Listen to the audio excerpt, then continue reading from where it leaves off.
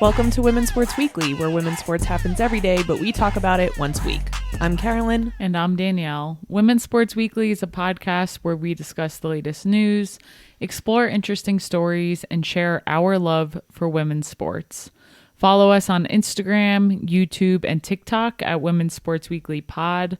Follow us and rate us on Spotify and Apple Podcasts. If you follow us on Instagram, you probably already saw we have a holiday giveaway happening. Don't worry if you haven't seen it yet. It is still going on and you can enter to win an Everyone Watches Women's Sports t-shirt. I have one on right here. So this one's in French. You can choose a French one. You can choose a regular one. It just has to be a t-shirt. You can choose your color. We'll ship it to you. Very exciting. These shirts have been hot, and even if you have one, you could get one in a different color. So it's a great contest to enter.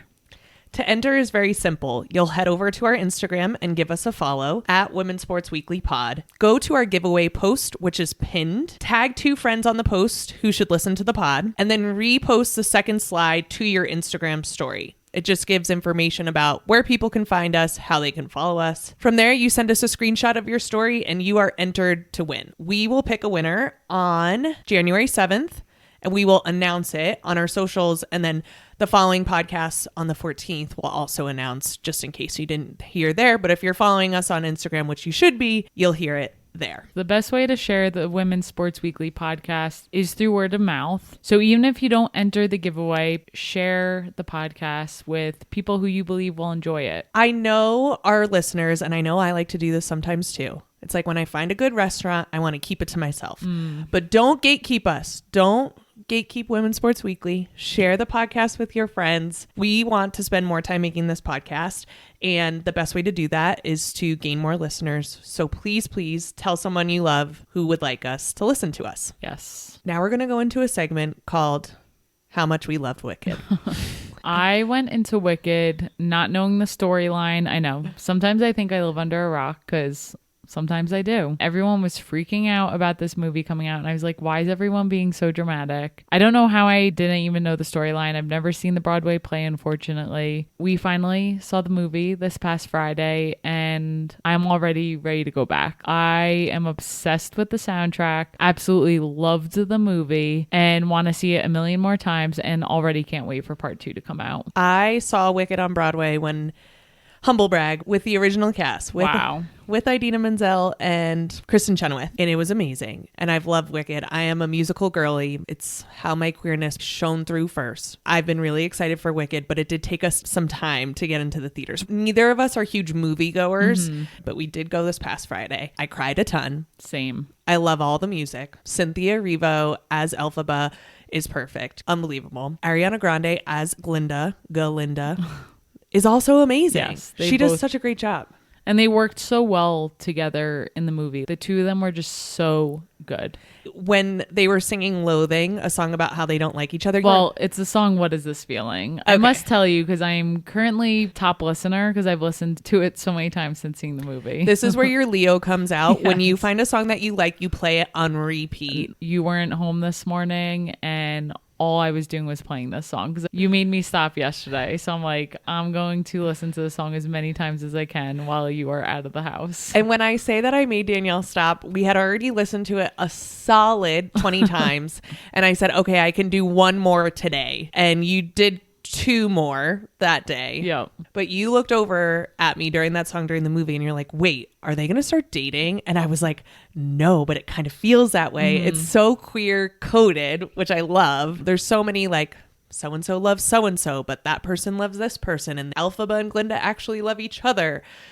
That's so off the record. If people are going into the movie like me who didn't know anything about it, that's a little... It's not a gay movie. Well, yeah. Musicals are inherently gay. I just mean in the movie, they don't express their love to each other because they both like the same man. Yeah. But there are underlying, what do you call it? Coding. Yes. There is underlying coding. And yeah, I turned to you in the movie. I was like, wait a second. What's happening between them? All of the characters in it at least are all bi. Everyone likes everyone. Fiyero definitely has some bi vibes. Yeah. I love it all. But yeah, such a good movie. If you haven't seen it, we're not sponsored by Wicked, but I would be happy to be sponsored by Wicked. Imagine. That'd be so cool. The thing that I love about musicals so much is that it can tell a really, really powerful story, and you get tricked into a really powerful story by the music and by the entertainment. And I think Wicked does a really good job of that. Yes. So this is our PSA that if you haven't seen it, go see it. I couldn't tell you when I'll stop listening to the soundtrack because currently that's all I'm listening to. And if you have seen it, DM us and tell us your favorite song. Yes. What is your favorite song? I like The Wizard and I. Oh, yeah, I knew that. And I like I'm Not That Girl. Yes, also a good one. And obviously Defying Gravity. Oh, should we try to hit the note? You can. I won't embarrass myself. Come on, Danielle. Have a little fun. I am a terrible singer. Okay, but just try. I don't know what note you're talking about.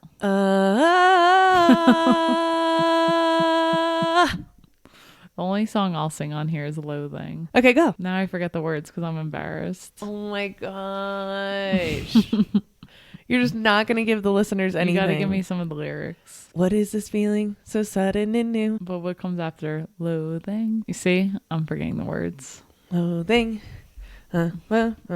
Unadulterated loathing.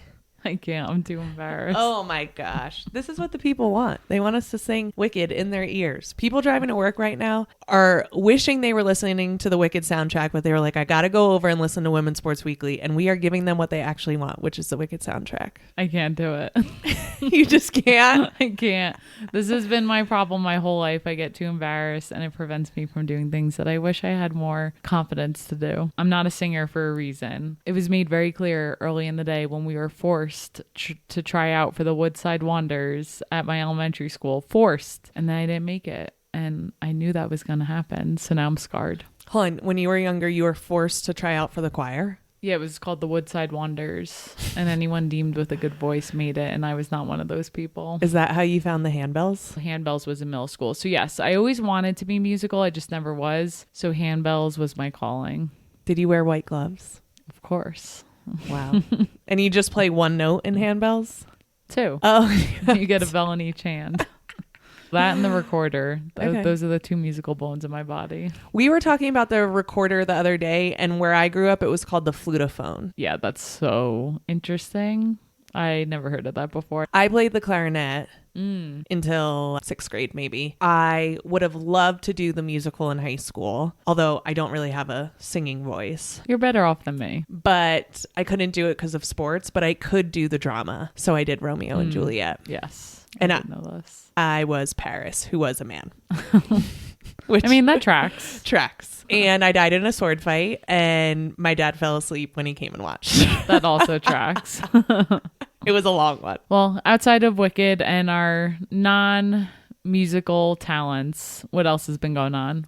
I've been thinking a lot about my own personal journey with working out and things like that. And it's been really hard for me to get up and get to CrossFit in the morning. And to me, it's a sign that I need to take care of myself, because when I'm feeling less motivated and when I want to sleep more, those are signs to me of depression. And it's something that I need to monitor. And it's something that I am monitoring. I'm back in therapy and trying to take care of myself. But it is hard because I put a lot of identity in the workouts that I choose to do. And I've just been feeling really not motivated to go. And it's really difficult.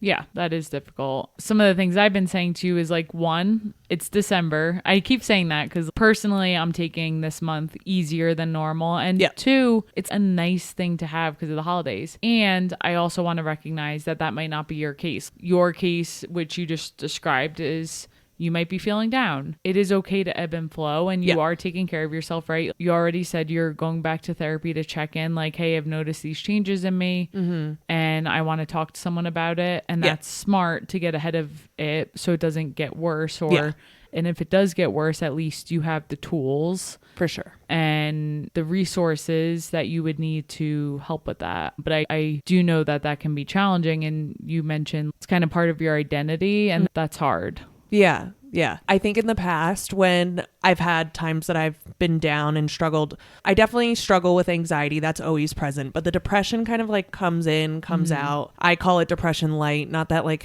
I do that to minimize it in some ways. It doesn't feel as intense as I think other people can feel depression. But I think in the past, I haven't allowed myself to feel it. I've just tried to push it away. And I'm proud of myself that this time I said, something's going on. I need to get back in therapy, because what I've done in the past is I've waited until something has blown up and it's become really apparent that I need to go back into therapy. And so I am proud of myself that I was like, no, I need to go back now. I need to find ways to take care of myself. I have trouble with the judgment on top of the judgment, right? I'm like, okay, I don't feel like I want to go to the gym, which already feels bad enough. And then I'm like, well, you're a piece of crap because you're not going to the gym. Right? Like I put a judgment on top of the already bad feeling that I have. And so I'm trying to be kinder to myself in those ways too. I have all of these messages that I've received my whole life. You need to work out. You need to stay healthy. You need to stay active. And those things are true, but at what extreme and at what expense? And like, what do I need to do? Do I need to switch up my workout? Do I need to go at a different time so that I feel better about it? And I don't have the answer to that. And I'm just kind of in it right now. Yeah, I think as the seasons come and go, sometimes these things come and go. It's nice to hear you say you're proud of yourself for going to therapy and taking care of yourself, because that is a huge part of it. Yeah. It's just nice that you're able to do that. And I hope it helps you kind of find what you're looking for throughout this process. Thank you. Are you okay? Yeah. I'm very thankful to have you too, because you're so supportive and you see me and you support me and meet me where I am. So thank you. Yeah, of course. I love Crying you. again on the pod. I love you too. I was telling a friend about how I was struggling today, and she was like, it's just so interesting because I see you as this strong person who's got this podcast going and you're so social, and I just didn't know you were down. And I'm like, yeah, I mean, I do that on purpose, right? I overbook myself. I make sure I stay social because that does feel good to me to do that. But I disassociate so I don't have to feel the feelings all the time. And I'm trying to learn how to balance that too, because I feel like there's one side where I'm like, what am I supposed to do? Just be raw emotion all the time? That sounds exhausting. And it would be, I feel, exhausting for other people to constantly have to hear it. And also there's another part where I do need to be more real about what is going on. So this is my attempt at that as well. Well, I'm here for you. You also have other people in your life who are here for you. And it's nice that you can open up. So thank you for sharing. Thanks. All right, let's switch gears. Let's get into the highlight reel for the week. What do you have for us? So per usual, another great week of women's basketball. Quickly want to give a shout out to Tennessee women's basketball. Tennessee women's basketball hit 30 3-pointers in one game this past week. Yes, I said 30 3-pointers. Quick, what's 30 times 3? 90. I'm leaving in that pause. I'm not cutting that pause. You put me on the spot and it scared me. Wow. Anywho, 30 3-pointers in an 80-point win over North Carolina Central University this past week.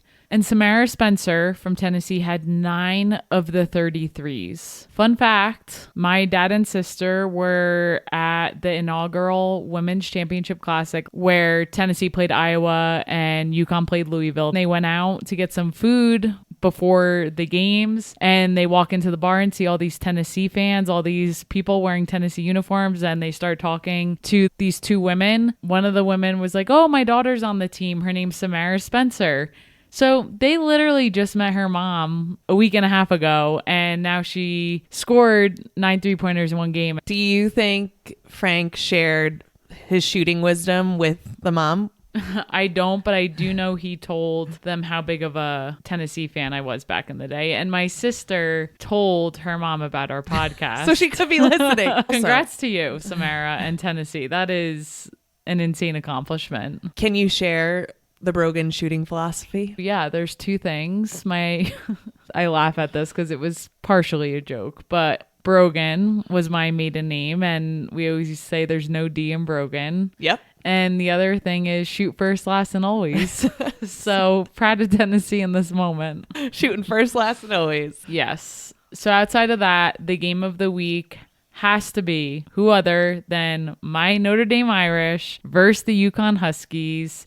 This was a sold out crowd at Notre Dame University. Everyone was dressed in green. Notre Dame beat UConn 79-68. I myself was also dressed in green all the way here in Denver for the game. I really enjoyed being part of that from a distance. Once again, Coach Ivy's outfit on point. Perfect shade of green. Perfect. But also, I'm like, okay, as much as I love her style, we have to stop talking about her outfits because we do not talk about her coaching enough. And yes, I talk about Notre Dame all the time because I love them, but we just have to talk about how much she has built this team back up since the 2019 season. So 2018, we were at the Final Four when Notre Dame won it all. Yep. All those juniors came back in 2019 and they lost in the national championship. So that was the year they lost Brianna Turner, Arike Gumbawale, Marina Mabry, and others. There were other players who not all of them went to the WNBA, but that team was stacked. Yep. After that season, Muffet McGraw handed in her resignation, and I don't know if it was she assigned Coach Ivy the head coach, but basically I think she put in a word for her. I don't know how that all worked out, but Coach Ivy took over the team. I would say it took a few years to really build them back up. Yeah. From the Notre Dame that it was back then. But like, she's only been the head coach for 5 years now. And in her time as head coach, she has led Notre Dame to an ACC tournament title and 3 consecutive trips to the Sweet 16. And this season obviously is already off to a great start. You just have to take a moment to see where she is as a coach. And I'm personally in awe of that because that's incredible. I think when a new coach comes in, there's this grace period, usually of about 4 years. Let them get their recruits in, let them have time with those recruits, let them build something, and that can take a 4-year period in order for that to happen. However, when one coach leaves and then hands it to the assistant coach or to someone who really knows the program well, I think that's a huge benefit. And on top of that, I think Coach Ivy is a great coach. And to be able to, in under 4 years, this is her 5th season, be able to make Sweet 16 appearances, be real high in the top 25, I think that speaks so much about the coach that she is and the program that she's running there. Yes. And we've talked about this with Dawn Staley before. You could just tell how the players respond to Dawn. I see that in Coach Ivy. Her connection with those players is almost unmatched. And you can see it during the game, the way she coaches them. You can see it in the post-game locker room videos. I know I'd want to play for her, but really, really cool to see this team play so well. Already, they have 3 huge wins this season over top-ranked teams, USC, Texas, and now UConn. The other thing to note is the Notre Dame versus UConn rivalry runs deep. This has been a rivalry for many, many years. Gino and Coach Muffet McGraw knew each other. When they both started out coaching, they had some crossover at different schools. Notre Dame accounts for 16 of Gino Auriemma's 163 career losses. Yep. No team has beaten Gino Auriemma at UConn more than Notre Dame has since he started coaching there, which is a pretty cool stat. And Notre Dame has beaten UConn in the last 3 times that they played each other. I wouldn't think that, which is crazy, but it's not crazy because it happened. This game was electric from the start. I already mentioned that Notre Dame fans were decked out in green. This was a sold-out game. Coach Ivy talked about the packed student section, not to mention all the incredible Notre Dame alumni who were there. I just named a bunch of them, but Skylar Diggins was in the stands, Marina Mabry, Arike Agumbawale, Jewel Lloyd, all these alumni who are now in the WNBA. Could you imagine just playing in this game? We had talked about it when USC and Notre Dame played, and you have Snoop Dogg in the stands, and now you have all these what I call royalty alum because they're all great players in their own right. What does Notre Dame do? They put on a show. A hell of a game. I personally was nervous in the beginning when Olivia Miles went down early with an ankle sprain, but they were able to tape her up and bring her back in. At first, she was a little, you could tell, not fully herself, but she quickly went back into playing. I talk about her with you a lot. The way she holds the ball one hand going to the basket, and it's not a hook shot, but it kind of is the way she can keep the ball away from the defender on the basket and lay it in. She's able to move she bends her elbow and is able to move the ball like she's serving a platter to keep the ball out of the defender's hands and then lay it up. She also gets a ton of airtime. Yes. So if you have not watched Olivia Miles play yet, you could just watch what we did. That's exactly what it looks like. Side note, I was looking at her Instagram and I saw there's these machines that you put a football in and it gets receivers ready for their hands, and the ball's coming at you fast, and it's just her catching all these balls. Were they basketballs or footballs? Oh, wow. She's catching footballs? She was at the football training center doing this, and she goes, let me try one-handed. These balls are getting blasted at them. Catches it one-handed. So she obviously is very athletic and can do very athletic things. Fun side note. So the first half was pretty low scoring. I'm sure both teams were a little nervous just in that environment, and both teams play great defense. Notre Dame was up at halftime 39-28. So I was feeling good, but also you can never feel good against a team like UConn and just in that situation. Yes. Key point in the game, UConn cut an 11-point Notre Dame halftime lead to 1 point, 53-52 with 21 seconds left in the third quarter. And who else but Hannah Hidalgo comes down the court and hits a three at the buzzer. Hannah Hidalgo had an unbelievable game. She was stealing balls, coming up the court. Her ability to get hyped up in a game and still play well, I always say she makes me nervous because she's so fired up and animated. It's pretty incredible that a player can keep themselves composed while also being that animated. She's putting on a show out there.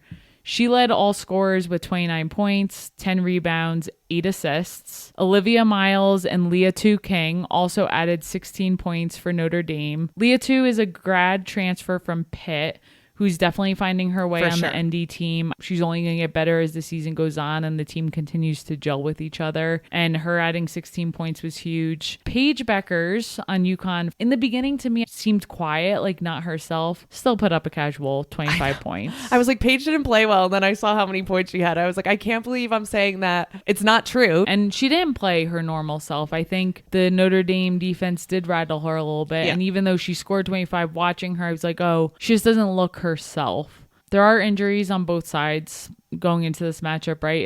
It was hard seeing AZ Fudd from UConn on the bench with another knee injury. So I hope to see her back soon because obviously I was rooting for Notre Dame, but I hate to see players injured, and AZ Fudd has really gone through it over the past couple years. So definitely hurt UConn not to have her on the floor. But huge win for Notre Dame. I was super excited. Also super bummed that night to find out some news about Hannah Hidalgo, who I deem as an incredible player. I think most people who watch her can see that she is the talent to take over college basketball. We've already talked about how solid this sophomore class is with Juju Watkins, Madison Booker, Hannah Hidalgo. There's so many talented sophomores, and she's right up there with the best of the best. She continues to put up huge numbers in big games. I'm a huge fan. That day, I'm posting on my personal story on our Instagram a picture of Hannah pre-game, and unfortunately, we heard some not so great news about her from friends. So I'm thankful for friends who can keep us accountable, and they just nicely asked, like, hey,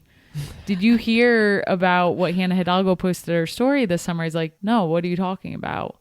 We can dive into that a little bit because I think we've called people out on the pod before, and just because I really like someone doesn't mean I'm not going to call them out and talk about what happened. Let's just have a conversation about it. I honestly don't know how we missed it because we are locked in. I mean, we are on the socials for women's sports, and this happened in July. I think the algorithm was purposely trying to keep it from us because they know how much you like Notre Dame. And not for nothing, but after we were told on Thursday night while we were watching this game, the next day I was looking because I was like, I have to find what, like, how did I miss this? To your point, people were posting new things about this. So I think it was kept under wraps pretty well. So let's talk about what it is. This past July, Hannah Hidalgo reposted a video of Candace Owens calling gay marriage a sin and took the video down afterwards. But first of all, Candace Owens is the absolute worst. Why are you ever even just listening to that person? Regardless, people have their beliefs. Obviously, as a fan, that is incredibly disheartening, especially because we know that Hannah Hidalgo has played with other queer people. Is currently playing with. Well, what I was going to say, and you have someone like Arike Gumbawale in the stands, big fan of you, an alum, comes back, gives her time to the program, and you're going to play in the WNBA one day. There's a lot of queer people in the WNBA. Yeah. Again, you mentioned that is your belief and your religion, okay, but to spread hate on socials, you're not going to get very far in the WNBA if you're going to do something like that. And I was just thinking, like, who are you befriending. Because my thought is your friends are probably a lot of queer people. My thought is your friend is probably not Candace Owens. Who do you want to surround yourself with? Yeah. And look around at the people you love. I bet there's more queer people than anything else. My hope is that she is young. She went to a Catholic high school. She's now at a Catholic college. Unfortunately, the other person who came out of Notre Dame is Corbin Albert. So obviously there's some kind of culture within Notre Dame that does allow for this type of behavior and rhetoric to happen. And I'm sure there's also a culture at Notre Dame that does not allow it. But again, who are you surrounding yourself with? I hope she can learn. I hope she can see that when you repost things like that, how it can impact people who really need protection rather than more people coming after them. That's my other thing. I'm like, what are you doing? Who are you helping? You're not helping anyone by reposting that. Yeah. And what I said to you earlier this week is I'm not going to write her off, just like we've talked about before. How do we call people in? She's young. If that is your belief, okay, don't get married to another woman. Yep. Like, that is fine. No one's asking you to, but we just all ask for freedom to have the same rights as you, and don't spread hate. Hannah has not addressed this. So I wonder if she will now, with her getting more popular and people now talking about it more. I'm curious to see if it will be addressed at all, just like other athletes have addressed it. I hope she does. Yeah. I would love to see her address it. Either double down so I know what type of person you are, whether I can continue to support you or not, because it has been fun supporting you, but I'm not going to support a type of player like that. Or come out and say that you've learned and you don't want to say things like that could hurt other people, and let that be that. But come out and say something. It was hard for me to hear because I am a huge fan of Hannah Hidalgo. I've talked about her a million times on this podcast. I think she's an incredible player, but I can't continue to support someone who can't create an environment that is supportive to a lot of people you play with and play against and are around. She did take the video down. I think that's why it was under wraps so much. It sounds like it was up for not very long. Someone reached out to her. And it's going to affect your money. Do you know that? It's going to affect your money. And if, the calls from people you love aren't going to work, know that it's going to affect your bottom line. And if that's all you care about, then you shouldn't do it anyway. We could talk about this all day. I just hope her teammates are calling her in. Maybe the alumni are calling her in to show how her social media can really have a negative impact on the people that she probably cares about. It's unfortunate that now when we watch Notre Dame, we have to have a little bit more of, oh, that's good, but don't really know if she's a kind and supportive person. And that kind of sucks. But I'd rather know that than not know that. And so shout out to our friends who keep us accountable. Yeah, and definitely. Our listeners are going to keep us accountable too. And we need to have that. And we're still going to support Notre Dame. And Notre Dame comes with some baggage. It's a Catholic school that has some. It comes with the territory. Yeah. Catholic values that we're going to have to continue to confront. For sure. So with that, we had talked about big games coming up this week in NCAA women's volleyball. A lot of the games have delivered. We are going to talk a little bit about the round of 16. Number 6 ranked Creighton beat number 13 Texas last Friday 3-1. Going into this match, Creighton was on a program record 24-match win streak. However, Texas has won the last 2 NCAA championships. So even though Creighton was ranked higher than Texas, everyone knew that this was going to be a really good matchup in the Sweet 16. The Longhorns just squeaked out a win in the opening set. It was a very close first set, but then it was all Creighton. They led from start to finish in the second set to tie the sets up 1-1. And then in the third set, it was a little bit back and forth. Texas had the lead 14-13 at one point, but Creighton answered with a late 5-0 run to take the set 25-21. So now they're up 2-1. And they kept on rolling. Creighton closed out the match with a 25-20 win in the fourth set. They held the Longhorns to a .024 hitting percentage in that set. And Creighton got its 25th straight win and headed into the Elite Eight against Penn State. 25 straight wins is something in itself to be extremely proud of. Unfortunately, that 25 win streak came to an end when they lost to Penn State in the Elite Eight. So an amazing season for them. Every team but one ends in a loss. Let's get into now the round of 8. So I want to talk about this Pitt-Kentucky game. Pitt is always a bridesmaid. They're actually always a junior bridesmaid and never the bride. Damn, that's rough. I say they're the junior bridesmaid because they have made it to the semifinals in 2021, 2022, and 2023. So they haven't made it to the final yet. Can they make it to the final this year? For their sake, I hope so. Well, they did up winning this match over Kentucky. They are ranked 1 overall for the first time in program history. So they are on an epic run. They only have 1 loss this season, which was to SMU back in October. And the thing that I love about Pitt, an article came out this past week that they use visualization. So before every game, one of their assistant coaches comes in, tells them to close their eyes, take a deep breath, and then walk through what they are going to be seeing. Imagine yourself blocking the ball. Imagine yourself receiving a ball. Imagine yourself setting the ball perfectly to the person that you want. And visualization has been proven to be so super effective, and I just love that they're using it. So I personally want Pitt to win it all because of this, because I'm so invested in them using visualization. Yeah, I honestly love visualization. I think that's really cool. In the first set, you could definitely tell Kentucky was nervous. It was a big game for them. They were playing at Pitt. The crowd was totally on Pitt's side, obviously, and they had a bunch of service errors, so serving it into the net, and Pitt dominated the first set. But then Kentucky came out strong in the second set, and I was like, we're gonna have a game here. Kentucky's gonna take this second set. They didn't, because somehow Pitt clawed back in the second set. They were down at 6 at one point in the second set, and Pitt goes on an 8-1 run. It was wild to watch. Pitt ends up winning that set, and it's really hard to come back once you're down 2-0. Pitt dominates the third set and wins 3-0. Olivia Babcock, who is on Pitt, you'll know her because she is the one slamming the ball down someone else's throat, but you'll also know her because her ears are covered in earrings, totally covered from cartilage all the way down to her lobe. She had 13 kills. And then I was super impressed by Kentucky's Brooklyn DeLay, who finished the match with a match high 22 kills. However, wasn't enough for Kentucky. They lose to Pitt, and Pitt heads on to the Final Four. I've really been enjoying watching volleyball. It's not a sport that I played, but I always loved watching our volleyball team in high school. Basketball players do this too. The way that these women chest bump each other after something great happens is something that I want to watch all day. I want a highlight reel of women chest bumping each other. That's what I want in my life. You know that when I watch men's sports and they get really, really hyped up and they get in each other's faces, what do I say?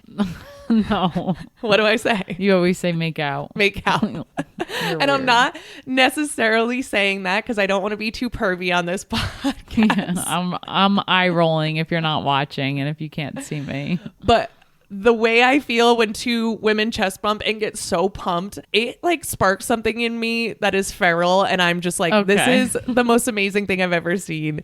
And yes, when men do it too, I just scream at the TV, make out. There's something very, especially in men's sports, I feel like it's an opportunity for men to step into a side that they don't normally get to because of, patriarchy. And if they do anything even remotely a tiny bit gay, they're going to get called gay. And that would be tragic. Well, a tiny bit gay or something that other people for some reason deem as gay. Exactly. Another eye roll.